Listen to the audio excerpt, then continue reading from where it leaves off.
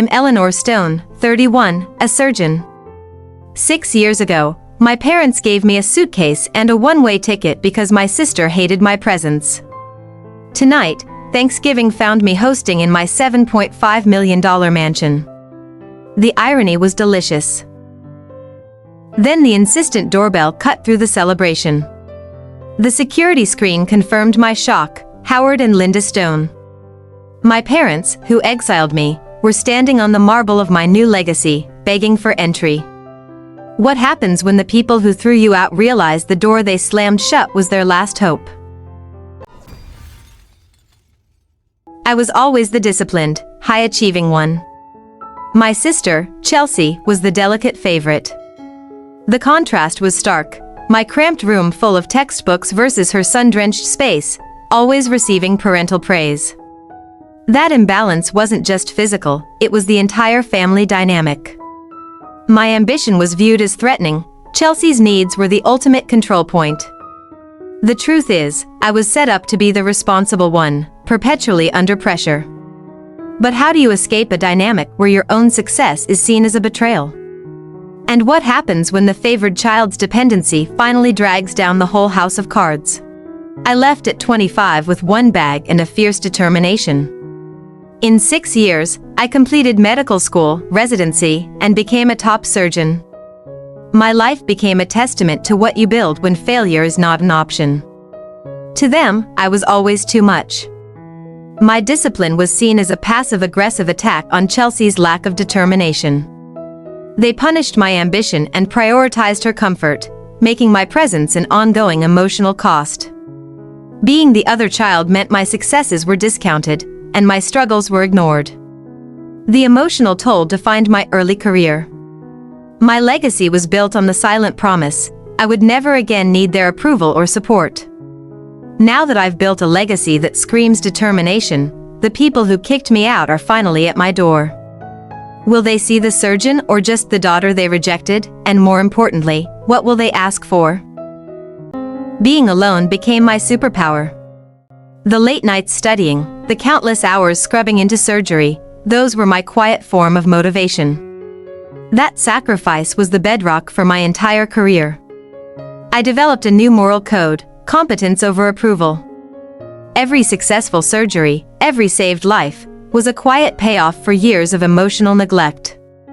My value was now measurable by my skill, not my family's fleeting opinion. But how long can a surgeon live by a code of competence before the painful memory of that final rejection forces her to close the book on the past for good? The moment of rejection wasn't a fight, it was terrifyingly terse. My father, Howard, simply handed me an envelope. "It's better this way, Eleanor. For family peace," he muttered. They framed my exile as doing what's best for Chelsea's fragile well-being. My existence was the problem, their dismissal was the solution. I swallowed the injustice, the knowledge that my life meant less than her momentary comfort. I walked out with one suitcase, my pain private and deep. There was no closure, just a slammed door. That moment fueled my determination. Every ounce of hurt became surgical focus, ensuring I would never beg for anyone's approval. When a daughter's rejection is framed as family peace, how does she transform that injustice into the determination needed to build a life beyond their reach? My determination was ruthless. Residency wasn't just a job, it was my sanctuary. Sleepless shifts, fellowship applications, saving every penny. This grind was born from necessity, a desperate need to not fail. The operating room was the only place where I felt true resolve. The intensity, the precision, it demanded total focus.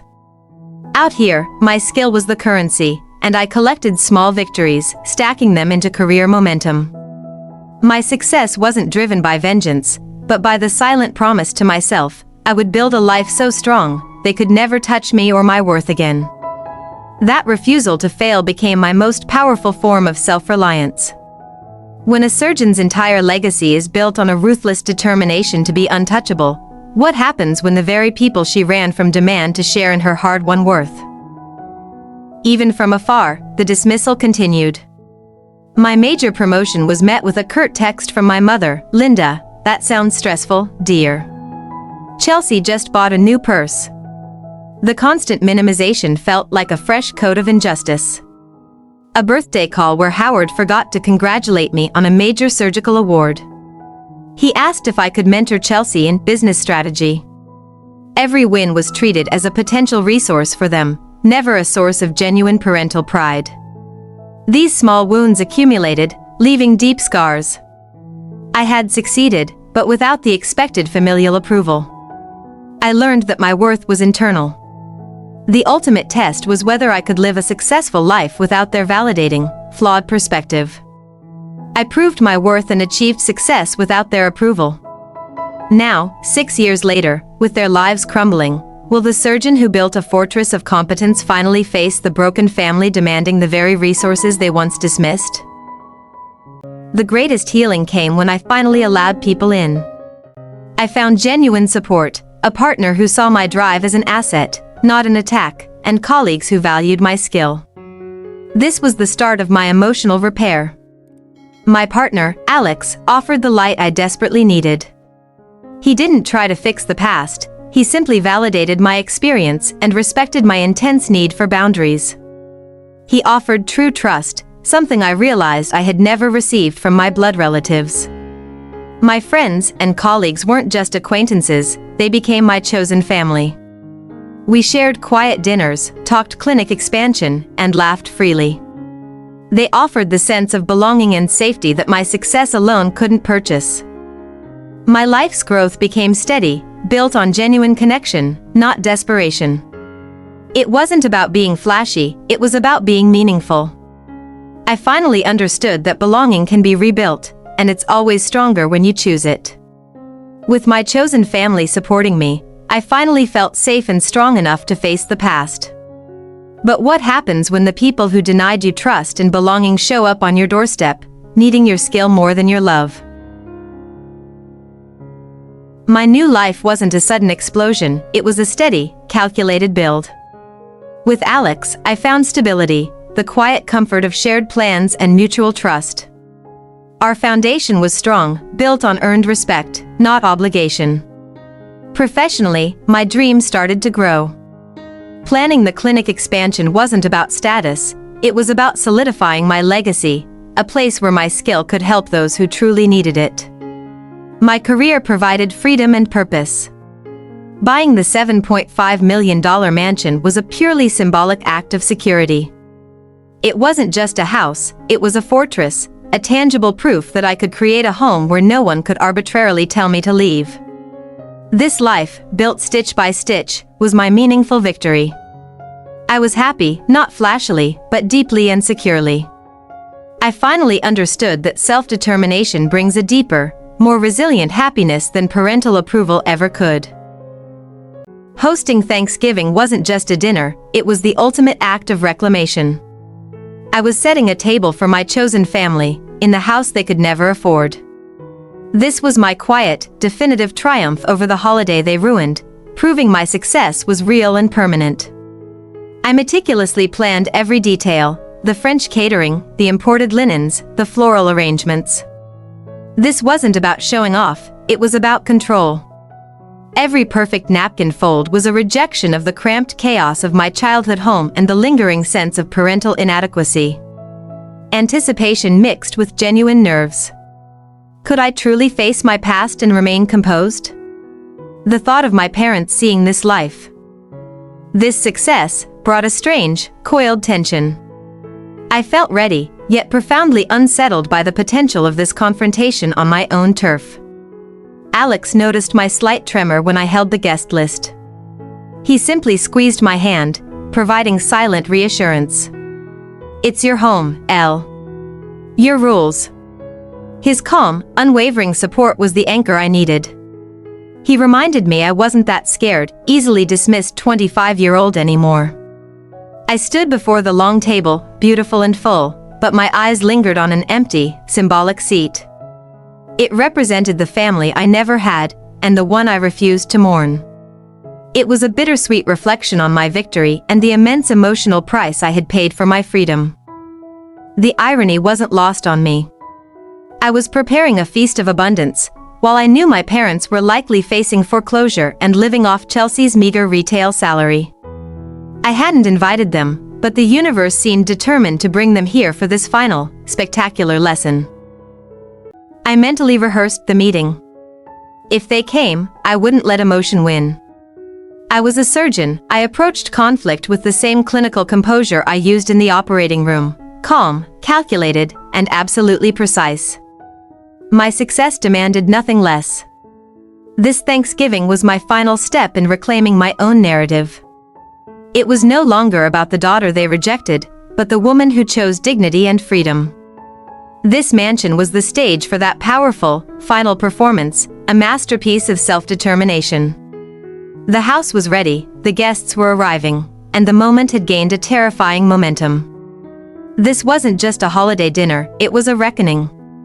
The high stakes were palpable as I took one last deep breath and walked away from the security screen to greet my friends. The stage was set for a reckoning.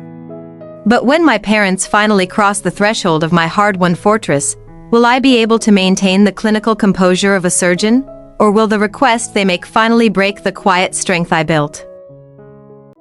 I opened the door, not with a welcome, but with the clinical, practiced composure of a surgeon facing a crisis. They stood awkwardly on my marble, looking small and defeated. The irony was sharp enough to cut, a perfect, unexpected Thanksgiving gift. Linda's fur coat was cheap, and Howard's shoes were scuffed. They were out of place, swallowed by the foyer's sheer scale. The opulent setting magnified their humiliation. They were finally seeing the life they exiled me to and the consequences of their choices. Howard cleared his throat. Eleanor. Happy Thanksgiving. I didn't return the greeting. My silence was a weapon, heavy with 6 years of rejection. The tension was thick, the kind you could almost smell. Like burning surgical gauze before an emergency operation. Linda finally spoke, her voice trembling. We need your help, darling. Chelsea, she's in trouble. We need a lot of money, Eleanor. The request was precisely the fuel I expected. But the sudden plea for help still registered as a small shock, confirming my darkest theories. This was the emotional reversal. They, the gatekeepers of my childhood, were now the supplicants on my land. I felt nothing like satisfaction, only a cold calculation of the logistics.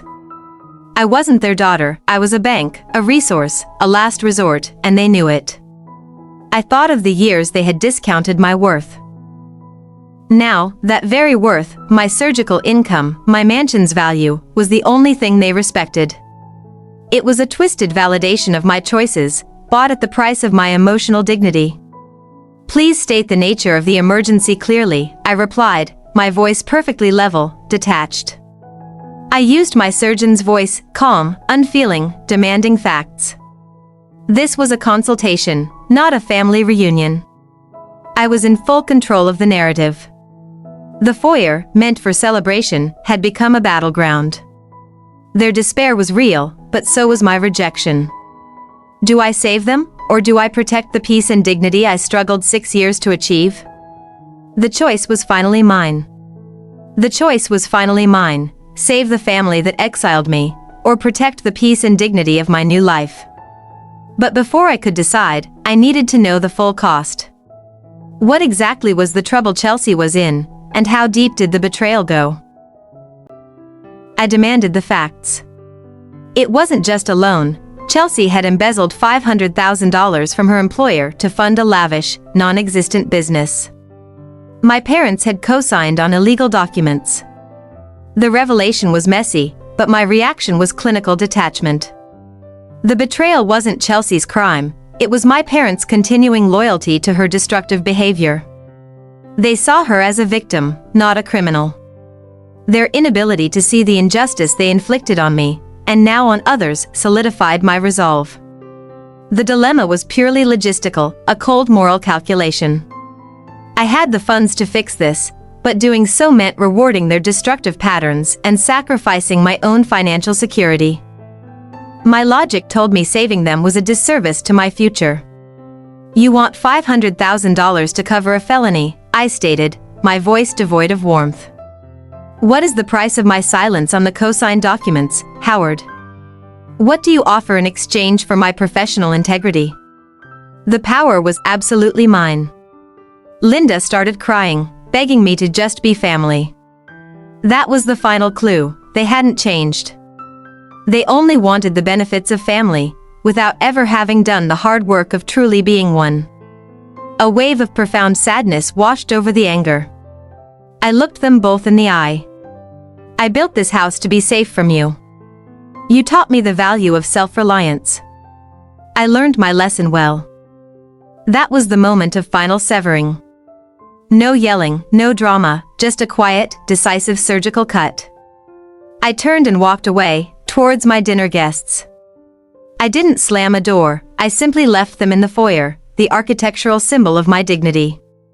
Walking away felt like walking into a new, cleaner, brighter future. Alex met me halfway, his hand on my lower back, a silent offer of support. His presence was the perfect contrast to their desperate need. He didn't ask what happened. He just offered me a glass of wine and guided me to the laughter of my chosen family. The memory of their shocked faces began to fade, replaced by the warm, genuine energy of my friends. The decades-long search for approval was finally over. I had chosen peace, and the weight of that old emotional debt was finally gone. I joined the table, took my seat, and raised my glass to Alex and my friends. This was my meaningful holiday. This was the true harvest, happiness built on truth, not on the fragile lies of an institution I no longer belonged to. I had walked away, but they hadn't left. I could sense their desperation lingering outside the mansion's walls. The question wasn't if my decision was right, but what the consequence of this total, cold rejection would be. I chose peace over family obligation. I chose dignity over their drama. But when you cut a toxic connection, it bleeds. What kind of consequence would the family that always felt entitled to my life unleash when they realized I had finally, permanently, walked away? The day after Thanksgiving brought a profound peace. The tension was gone, replaced by the quiet relief of a closed chapter. I felt validated, free. My decision to walk away was the best surgical cut I'd ever made, clean, decisive, and free of emotional bleeding. The peace shattered at 9 a.m. A frantic call from my senior partner, David. His voice was tight, urgent. "Eleanor, there's been a problem. A major security breach at the clinic. Something about misappropriation of funds at a massive scale." Immediate alarm spiked my pulse. My immediate reaction was denial. Impossible. My books were airtight, audited every quarter. "A mistake, David. Check the coding." But deep down, a cold fear was already setting in. Linking the threat directly to the desperation I saw yesterday and the malice behind it. David confirmed the worst. The breach was initiated externally, using old patient data access I'd forgotten to deactivate, data linked to my parents' old insurance files. It was an attack. A direct, personal violation. Pure outrage flared hot and fast, seeking a target. This wasn't a desperate plea, this was revenge. They hadn't just stood outside my mansion, they'd hit me where it hurt most, my professional integrity and the legacy I built. It was a vile, calculated low blow, seeking to dismantle my worth entirely and permanently. The emotion quickly cooled. The surgeon's iron grip of control snapped back into place. My hands stopped shaking. My fear transmuted into a lethal focus. They wanted a fight? I would give them a war. But it would be my war, fought on my terms, not theirs. I walked to the window, staring out at my perfect, gated estate. They tried to burn down the house, now I would destroy their foundation. My mind began mapping the blueprint for retaliation, a meticulous, cold plan fueled by 6 years of bottled anger and resentment. This phone call was the true climax, the point of no return. Before, I chose peace. Now, they chose war. The gloves were off. My revenge wouldn't be dramatic, it would be financial. Professional and devastatingly precise, a surgeon's revenge that leaves no room for error. They thought they could use fear to force my hand. They were wrong. Now, with the blueprint for retaliation set, the only question that matters is, how do you execute a surgeon's revenge against the people who know your every vulnerability? I was pacing my office marble, the phone call still an electric shock in my memory. The luxury around me felt meaningless. I was once again that isolated girl fighting an invisible giant. The pressure to maintain composure was immense. Alex came in, quiet and calm, observing my tension. He didn't ask what's wrong. He just waited, letting me choose the moment of vulnerability. His quiet presence was a powerful antidote to the chaos my family specialized in creating. I laid out the whole scheme, the old insurance files, the security breach, the calculated attack on my clinic's reputation. Speaking the full, ugly truth out loud was an act of trust, confirming that he was truly my partner. Not a judge. Alex listened, his expression hardening only when I detailed their betrayal of my professional name. He didn't waver. We fight back, Elle. They tried to hurt you. We protect your legacy. I'm in, all the way. His resolve mirrored my own. Does this make me a villain, Alex?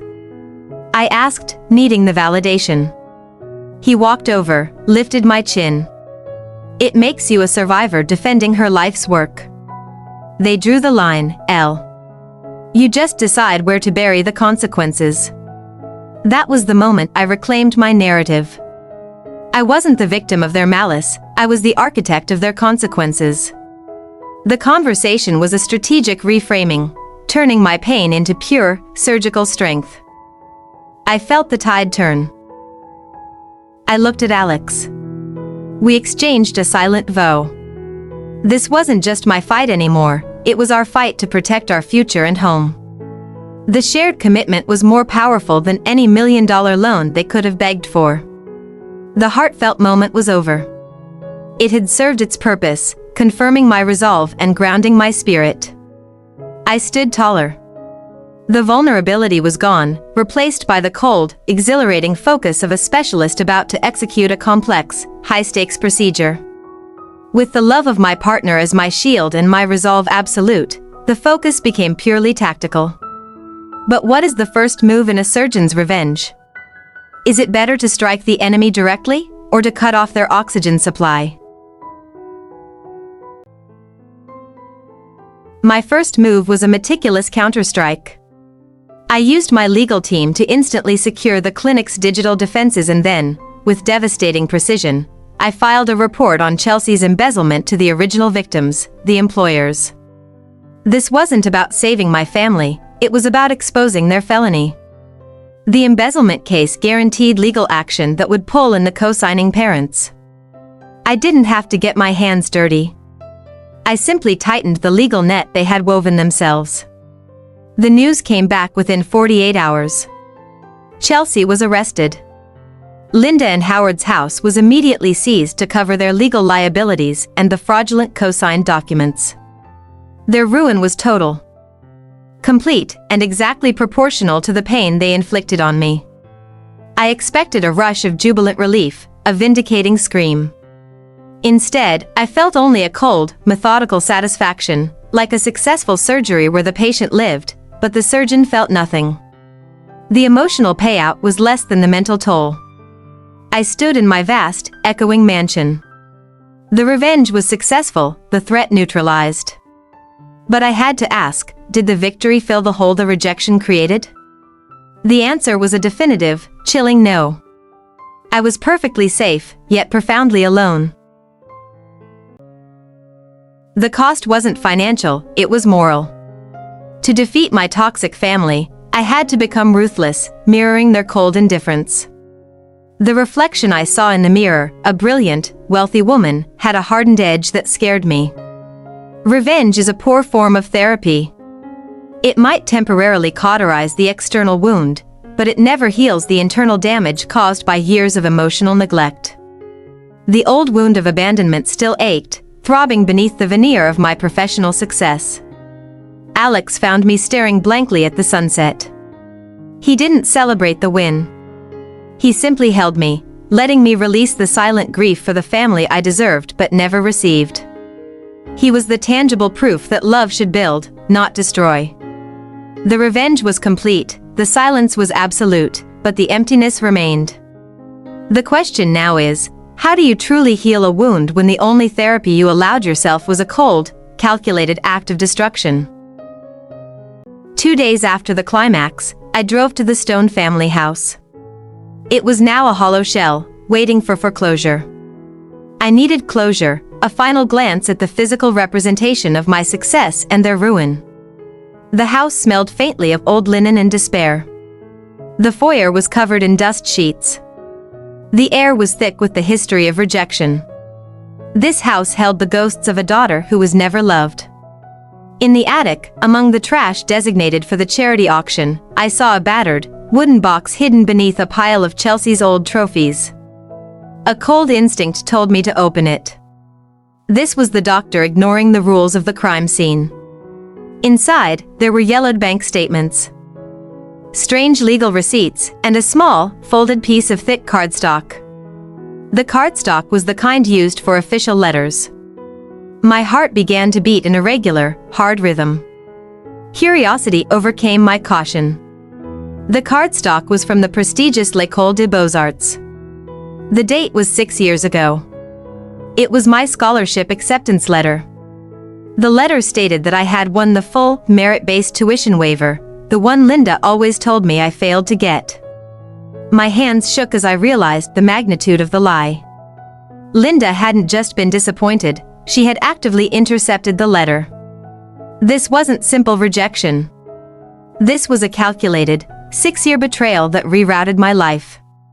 The bank statements provided the horrifying motive. 6 years ago, Howard's company was being sued for $2 million. Linda's intercepted letter was timed perfectly with their need for a daughter in a profitable field. I wasn't rejected because they hated my art. I was rejected because my art was unprofitable.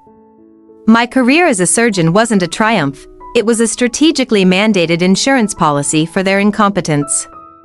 The irony was just devastating.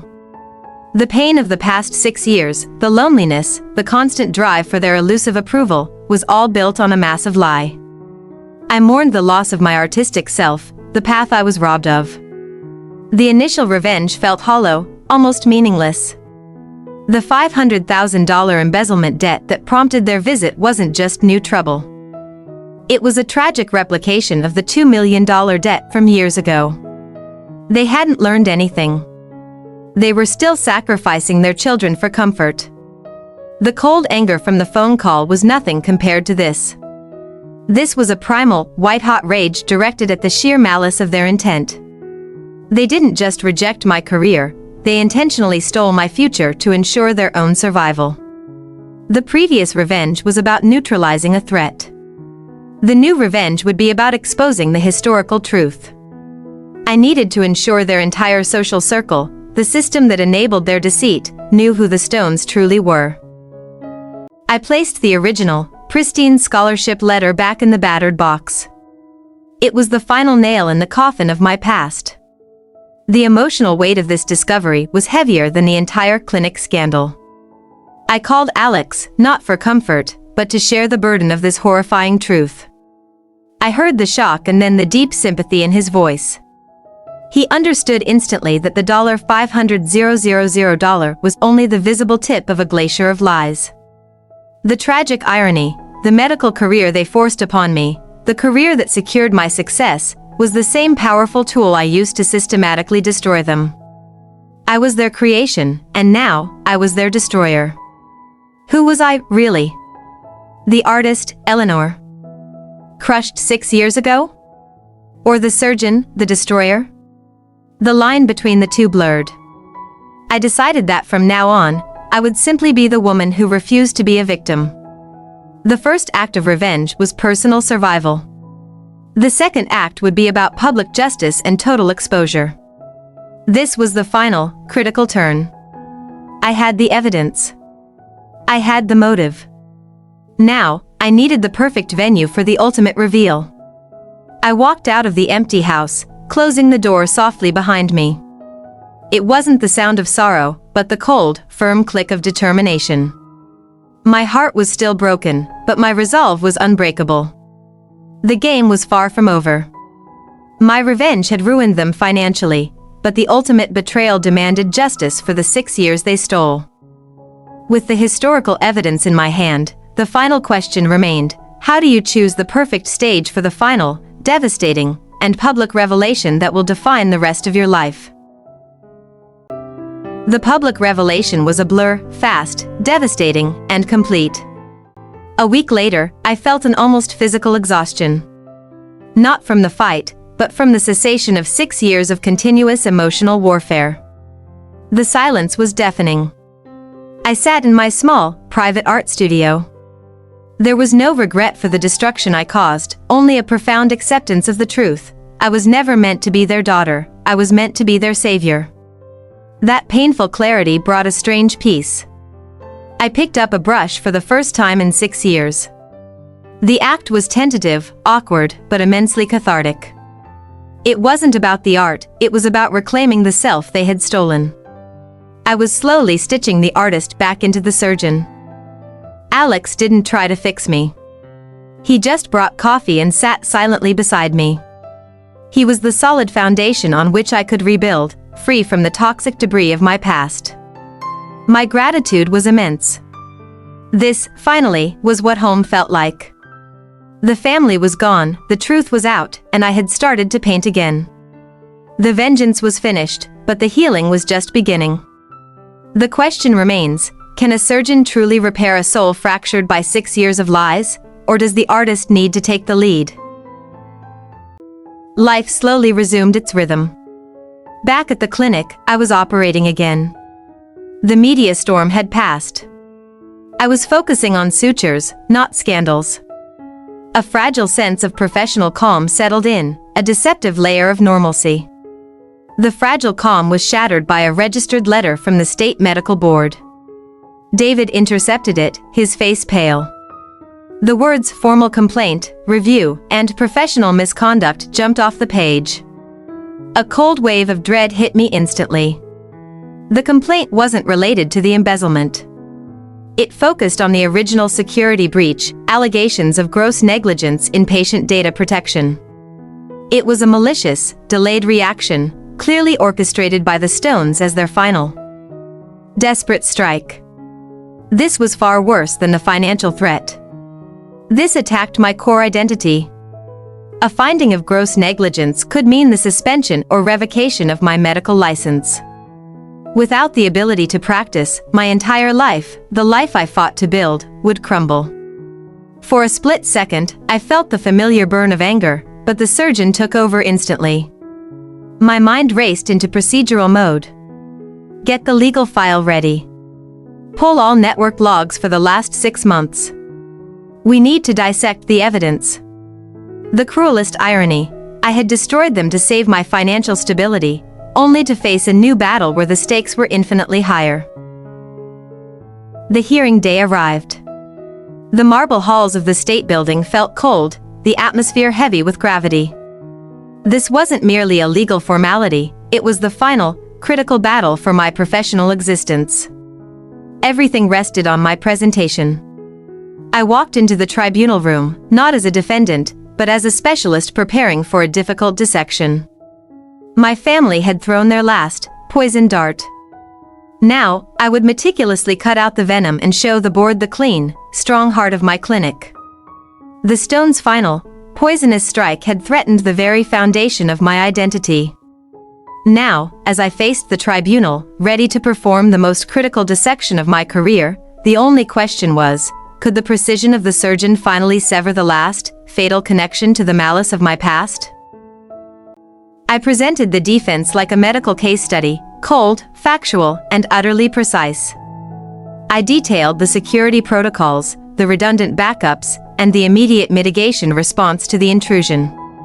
My presentation was the pure clarity of truth. Then came the pivot. I introduced the logs proving the security breach originated from a specific network outside my internal system, timed to the minute of the $500K debt request. The link to my family's malicious intent was undeniable. I argued that the gross negligence wasn't mine, it was the egregious malice of the plaintiffs attempting to weaponize regulatory bodies for revenge. I showed how my system's resilience prevented patient data loss. My actions were not negligent, but exemplary. The panel was silent. The chairwoman, usually stern, leaned forward, her expression shifting from skepticism to palpable acceptance. I felt the tension drain from my body, not just the fear of losing my license, but the fear of my past winning. The verdict was swift and decisive. Complaint dismissed with prejudice. My clinic was absolved. The final, critical thread connecting me to the stone's toxic control was officially severed by a government body. It was a professional triumph and absolute finality. Walking out, I finally understood true resolution. It wasn't the revenge itself, but this moment, this public, professional confirmation that I was competent, ethical, and entirely independent. The surgeon and the artist were finally at peace. The final act of the surgeon's revenge wasn't against them, but for myself, a declaration of absolute independence. With the toxic chain finally broken, I stood ready to build my future. But what new masterpiece would the artist paint, now that the surgeon had completed her devastating work? The morning after the verdict was the first time I woke up without the weight of the stone's expectations. The air felt lighter. The revenge was a necessary amputation, but the freedom it bought was the true healing. I was finally accountable only to myself. I made a choice, not born of duty, but of genuine desire. I scaled back my hours at the clinic, retaining the complex surgeries I loved, delegating the rest. My career would no longer be a gilded cage. I was redefining success on my own terms. The time I won back belonged entirely to the canvas. In my studio, the colors flowed with an almost frantic joy. I wasn't painting for approval, I was painting for expression. The dark history was still there. But now it was fuel for the vibrant future. Alex found me staring at a half-finished abstract piece. I confessed my lingering fear, that the destroyer part of me was still too strong. He simply said, "The destroyer cleared the path, L. Now let the builder step up." I took the old stone family portrait, the one that defined my years of striving, and, without malice, gently put a canvas over it. It wasn't about erasing them, it was about defining the space they once held as my own. The past was covered, the future was visible. The clinic was stable, the revenge complete.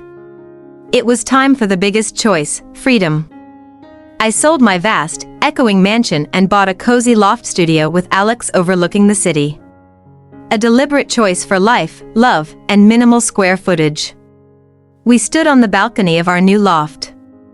The old, cynical part of me expected the other shoe to drop. But standing beside Alex, seeing the city lights as a sign of possibility, not pressure, I felt a genuine optimism.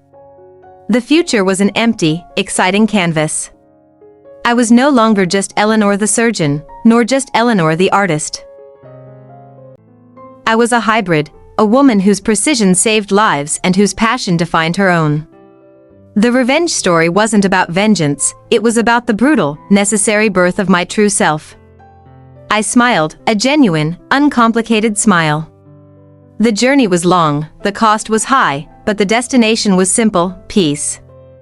It wasn't silence, but the joyful hum of a life finally lived without the heavy, poisonous control of others.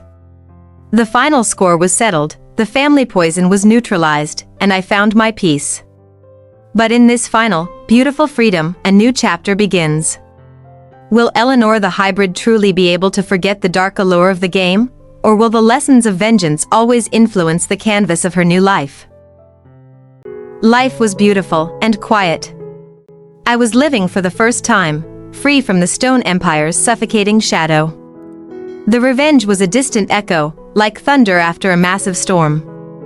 But in the age of digital media, silence is always temporary. The first blow came in the form of a prestigious, heavily circulated op-ed titled "The Surgeon's Knife: Vengeance or Sociopathy?" The piece tore into my methods, calling them calculated, cruel, and ethically deplorable. The narrative shifted. I was no longer the victim who overcame. I was the ruthless perpetrator who destroyed a family, regardless of their sins. Society, hungry for black and white, was painting me in the deepest shade of gray. The irony was suffocating. Linda, stripped of her wealth and influence, gave a tearful TV interview from a cheap rental. She didn't deny the embezzlement, but focused solely on my savagery. She played the victim of my overkill. The last voice of the Stones was pure, unadulterated blame. Ethics professors debated the proportionality of the crime and the punishment. Was financial ruin an acceptable response to betrayal and theft? The cost of my revenge was now being measured, not in dollars, but in moral integrity. I found myself defending my actions, not to others, but to the ghosts in my own head. I isolated myself, not out of shame, but to protect my fragile peace from the noise. The world saw a monster. I saw a woman who had simply survived. The digital landscape was unforgiving. Every blog, every podcast, every comment section dissected my past motives and present life. The unrelenting, 24/7 media gaze was a different kind of prison, one I hadn't expected to serve time in. Alex was my anchor. He never questioned the necessity of the war, only the burden of the peace. He filtered the external noise, reminding me that my truth was forged in pain, not calculated cruelty. His loyalty was my shield. The biggest realization, my quest for absolute control over the situation mirrored the control the Stones had over me. By fighting fire with fire, I risked becoming what I hated. The price of vindication was constant, uneasy introspection. I constantly replayed the facts, the stolen future, the embezzlement, the manipulation. I had to remind myself that my methods were the only ones that worked on creatures who understood only power and loss. The ends, however messy, justified the means. A final, crumpled letter arrived from Howard Stone, written from a cheap apartment. It wasn't an apology, but a plea for money and, shockingly, pity. The man who ruined me was now a shell, begging. It was a victory, but a hollow one. I considered writing back, issuing one final, scathing defense. But Alex stopped me. Their game is over. Don't waste your new life by responding to their ghosts. I chose silence. I chose my peace over their final, desperate noise. I used the societal scrutiny in my art. I began painting the world's judgment, harsh, distorted faces screaming criticism.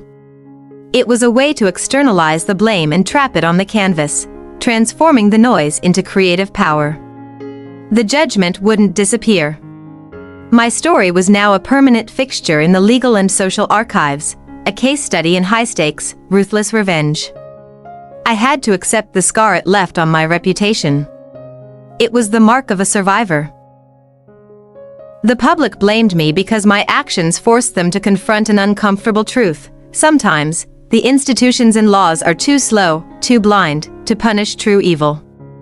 My revenge exposed the flaw in the social contract. Looking back from my peaceful loft, the criticism became background noise.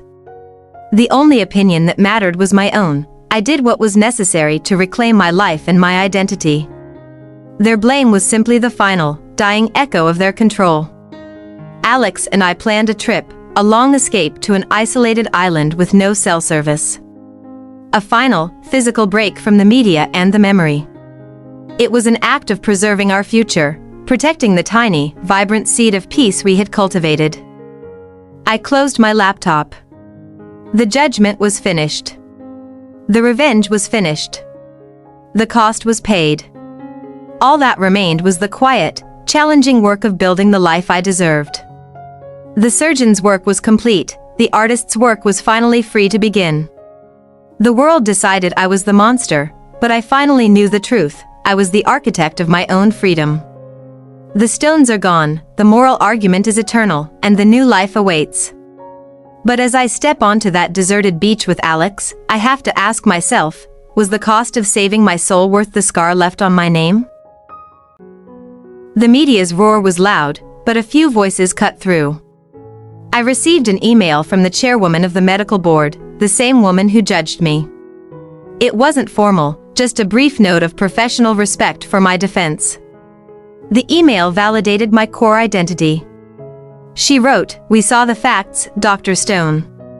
The truth of your integrity was in the logs, not the headlines." It was a quiet, authoritative statement that drowned out 1,000 critical op-eds.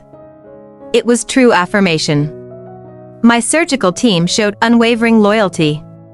They ignored the gossip and focused on the work.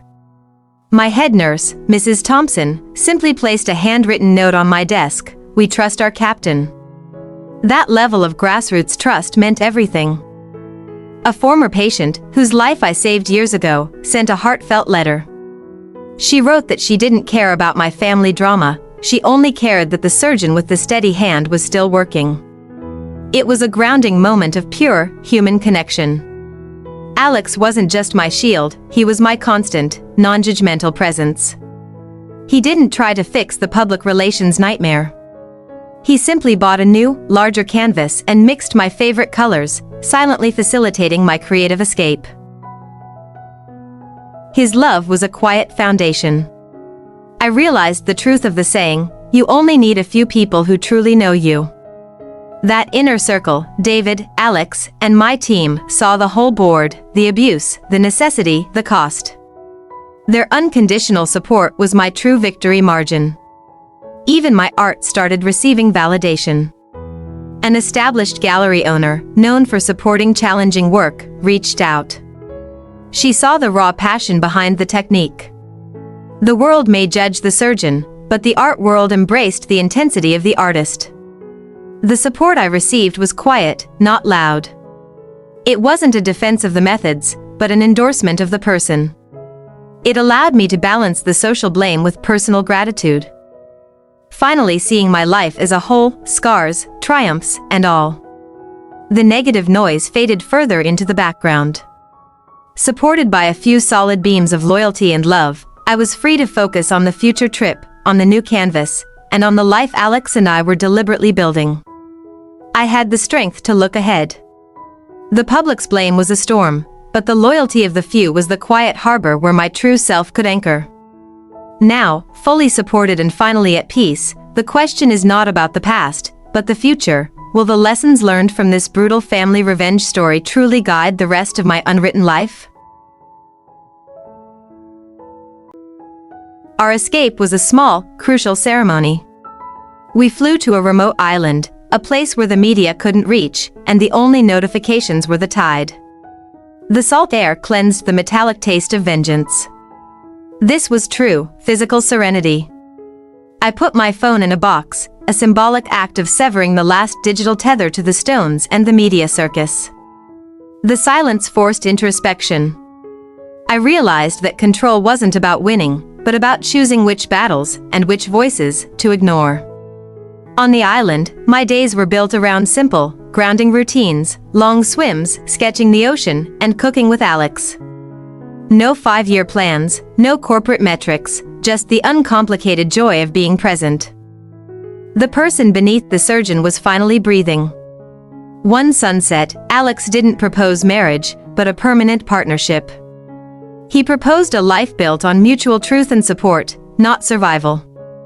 I accepted, not with dramatic tears, but with a quiet, profound certainty. It was a promise of a new future. I painted on the island, but the style had transformed.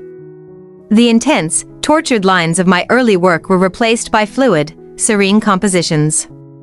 The canvas reflected the peace I had earned.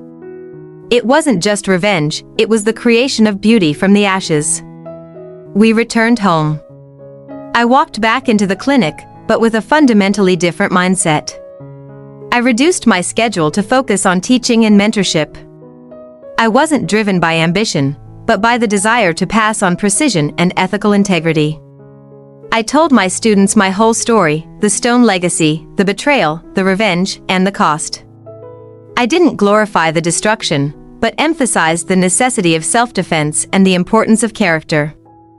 My wisdom became my most valuable contribution.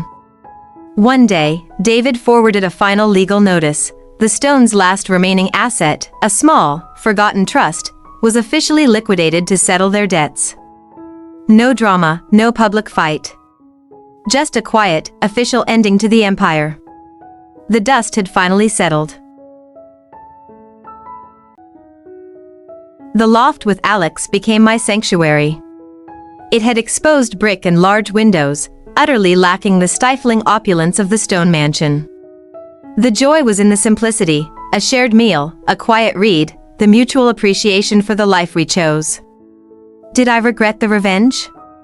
No. It was a terrible, necessary truth. The memory of the war ensures I never confuse loyalty with control, or appearance with integrity. The revenge was the compass that pointed me back to my true north. I was the surgeon who knew how to cut out the cancer and the artist who knew how to color a future. The two parts were finally integrated, neither dominating the other. I was no longer a stone product. I was simply Eleanor. Whole and free. The final image is my hand, steady, precise, as I apply the last stroke of blue to a large, abstract canvas. The blue is the color of the ocean, the color of peace. The work is finished, and the life is finally, truly mine. The canvas is complete, the revenge is a closed chapter, and the heart is finally at peace. But in the quiet simplicity of this new life, I'm left with one final thought. Does true freedom mean forgetting the game entirely, or carrying the wisdom of the destroyer into the architect's work forever? The silence from the stones was the most unsettling final blow.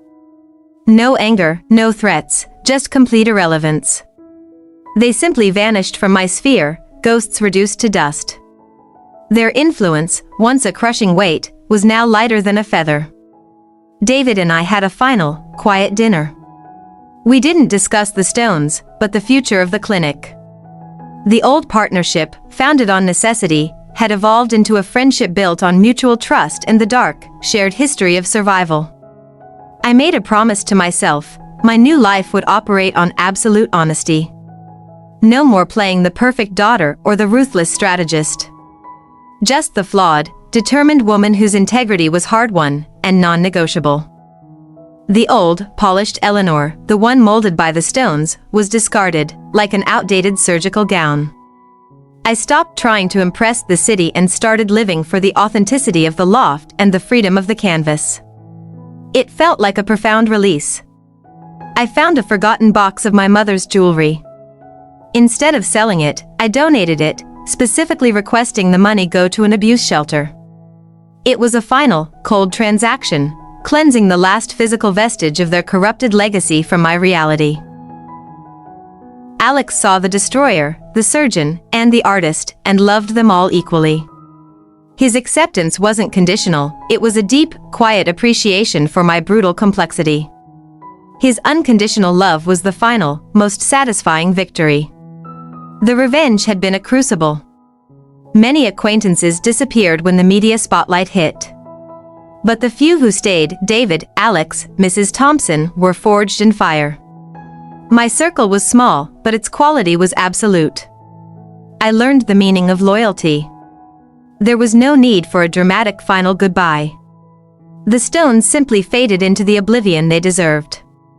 My relationship with them wasn't severed, it simply became extinct. There was no regret. Only the clean, sharp feeling of definitive closure. The greatest lesson of the revenge wasn't how to acquire power, but how to wield it with responsibility.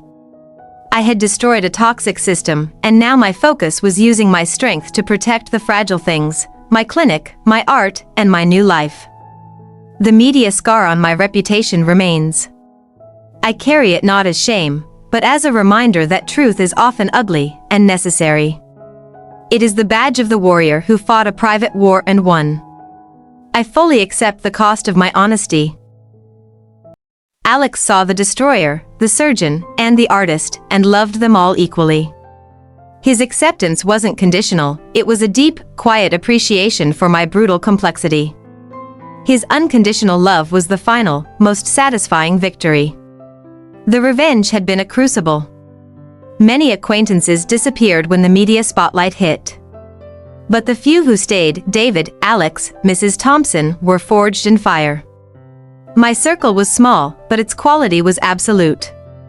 I learned the meaning of loyalty. There was no need for a dramatic final goodbye.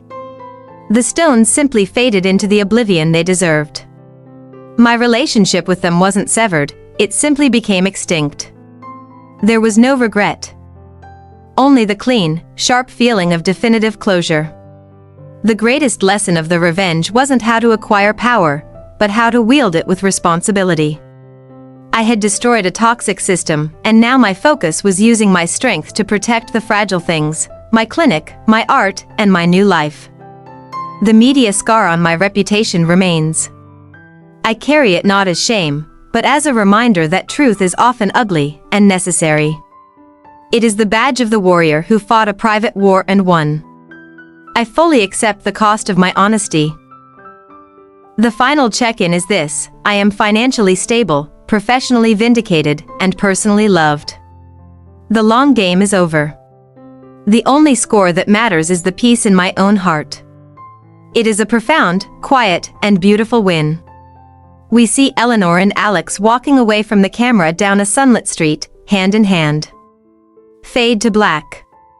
The ties are broken, but the essential truth of love and honesty remains. The destroyer's work is done, and the architect is free. But in a world where family betrayal leaves scars, will Eleanor ever truly trust the silence, or is the fear of the past the final, eternal cost of her victory? Freedom is just a word until you use it. I needed a project that honored the precision of the surgeon and the pain of the survivor. I decided to use my talent and wealth to found a unique center, the Phoenix Art Healing Initiative. The mission was clear: offer reconstructive surgery and therapeutic art programs for survivors of deep trauma, physical or financial. It was a tangible way to transform my own scar into a beacon. My revenge, finally, had a legacy of helping, not hurting. For the first time, my two identities weren't at war. The surgeon's careful, steady hand now guided the paintbrush, teaching others to find their own stability and voice through creation. This integration was the deepest kind of fulfillment. Alex became the operational director. His practical acumen, once used to manage my revenge plan, was now dedicated to building healing spaces. We were co-creators of a future that served light, not shadow. Our partnership was complete. My first surgical patient in the new center was a young woman recovering from a severe accident. When she showed me her first abstract painting, depicting her fragmented pain, the rush of purpose eclipsed all my past triumphs. I used my past as a teaching tool.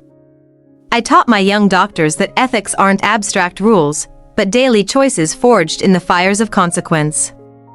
I taught them that honesty with self and patient is the sharpest instrument of all. My loft studio became the center's conceptual heart. Sunlight streamed through the large windows, illuminating vibrant colors. The old shadows of the stone mansion were gone, replaced by tangible, golden light. It was a daily visual reminder of my peace. The Phoenix Initiative was my child, the ethical, loving heir to the wealth I reclaimed. It was a tangible statement that Eleanor Stone's future would be defined by creation and healing, not by the bitter, sterile dynasty she had dismantled. I found myself softer. The perpetual, ironclad defense required to fight the stones finally relaxed. Alex noticed it first, a new ease in my laugh, a quiet willingness to be vulnerable. The warrior was putting down her armor. We started planning a trip for the center's staff, a team-building retreat, a celebration of the new culture. Every decision we made was about the future, not the past. The whole vast, exciting future felt like a blank, waiting canvas. One evening, Alex and I were sitting on the floor, reviewing the center's blueprints. I simply laid my hand over his on the paper, and murmured one word: soon. The look of pure, unadulterated hope in his eyes was my new true north. The thought of motherhood, once terrifying due to my own family's legacy of abuse, now felt like a sacred duty. The destroyer's final act would be to break the cycle, to raise a child defined by love, honesty, and healing, not stone malice. I was building a new dynasty, not of financial power, but of emotional wealth. The currency was kindness, the asset was integrity, and the profit was peace. This dynasty could never be stolen, because its foundations were internal, not external. The habit of checking over my shoulder for stone agents or spies slowly faded. The knowledge that I was truly, completely unwatched and uncontrolled was the essence of the new freedom. I was the master of my own story now. David announced he was moving to teach legal ethics at a university, fulfilling his own dream. It was a gentle, natural parting. The old ties weren't severed violently, they simply unwound with grace and mutual respect. It was time for him to go. My last large canvas for the center was completed. It was pure white, with a single, unbroken blue line running across it, a symbol of the continuous, forward path. I signed it simply, Eleanor. Not stone, just Eleanor. Standing in the finished center, looking at the art therapy rooms, I felt a simple, undeniable surge of optimism. The future wasn't just safe, it was vibrant and full of constructive purpose. The long, dark night was truly, finally over. Alex kisses my forehead as we look at the simple, blue line on the canvas. The life is new, the love is deep, and the vengeance is redeemed. This is not an ending. This is a beginning. This is the sound of peace. The destroyer has redeemed her past by choosing to build a future defined by love and healing. But with the ultimate new chapter about to begin, the final question remains: can a woman who meticulously planned every step of a brutal revenge truly surrender to the beautiful, terrifying unpredictability of a new beginning? We've navigated the brutal saga of Eleanor Stone. Her story is a mirror of what happens when integrity is sacrificed for power. Now, let's reflect on the hard-won lessons this revenge journey left us. Lesson 1. Your worth is not dictated by your abusers. Lesson 2. True control is mastering yourself. You choose to be the architect of your life, even if you had to be the destroyer first. That's empowerment. Lesson 3. Choose your circle wisely. Loyalty isn't silence, it's truth spoken with love. Eleanor's win was secured by the few who offered unconditional trust. Always choose quality over quantity. Lesson 4. Revenge is a debt. You will carry the scar. But the point is resilience. Transform that scar into a legacy of healing, like Eleanor founded her initiative. Don't let the pain be wasted. Lesson 5. The ultimate triumph is always the new beginning. The old identity died, but Eleanor's new self, built on honesty and purpose, thrives. Your past doesn't define your capacity for hope. So, I ask you, are you still living under the shadow of old family ties? Or are you ready to paint your own future? Like, subscribe, and hit the bell for more stories of brutal justice and ultimate redemption. So, I ask you, are you still living under the shadow of old family ties? Or are you ready to paint your own future?